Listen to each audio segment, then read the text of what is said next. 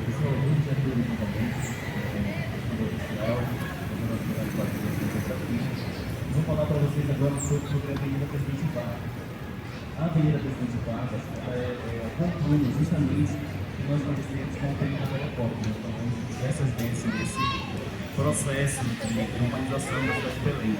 Então, Belém claramente ela tem uma urbanização portuguesa, principalmente dos bairros da Campina e Cidade Velha, que acompanha desde lá do início do Forte, do início da cidade até mais ou menos essa área que nós estamos.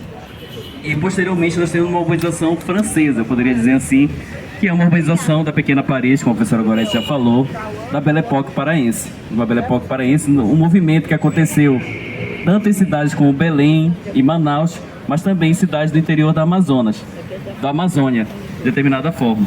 Então, por exemplo, o Diego falou do conceito de topônimo, e o conceito de topônimo é muito importante para entender essa simbologia, essa dicotomia entre a elite e a população mais pobre da Amazônia.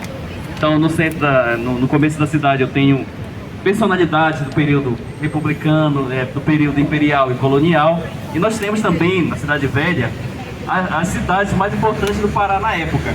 Exemplo, Urupá, Cametá, Óbidos. Vocês já viram esses nomes de ruas que tem nesse entorno da Cidade Velha? Então, a toponímia ela representa justamente isso. E essas cidades, elas são cidades com nomes portugueses. Com nomes portugueses, quando a maioria dessas cidades que nós temos na Amazônia, elas eram vilas indígenas na Amazônia. Por exemplo, Óbidos se chamava Vila Pauxis, que era o nome indígena.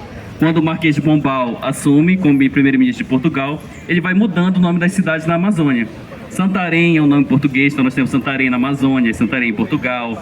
Óbidos é nome português, nós temos Óbidos no Baixo Amazonas e Óbidos em Portugal.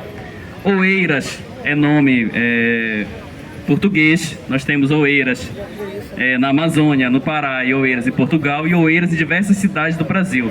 Então tudo isso veio evidenciar essa extensão de Portugal pelo Vale Amazônico. Então como é que até através dos nomes da toponímia, essa toponímia representava poder frente a essas outras populações, a população indígena, a população negra, a população tapuia, que chegaram à Amazônia, que estavam na Amazônia, que foram subjugadas. E a cidade ela é face disso, ela revela essa face. Então essas faces são representadas por esse processo de urbanização. Então tem uma urbanização portuguesa, tem uma urbanização francesa, depois eu vou ter essa urbanização francesa, junto com uma colônia hebraica que vem para a Amazônia. Então, por exemplo, lá no cemitério a gente tem uma parte destinada apenas para judeus, por exemplo, assim como em outras cidades da Amazônia. E nós temos depois essa questão da urbanização americana, com grandes prédios, com a verticalização da cidade. Mas falando em si da Presidente Vargas, a Presidente Vargas era conhecida como Avenida dos Miranda, o primeiro nome que ela teve. No segundo momento, por causa da oligarquia, dessa oligarquia que vivia aqui, uma oligarquia da borracha, que vivia nesse período, mas em seguida ela foi nomeada como Avenida 15 de Agosto.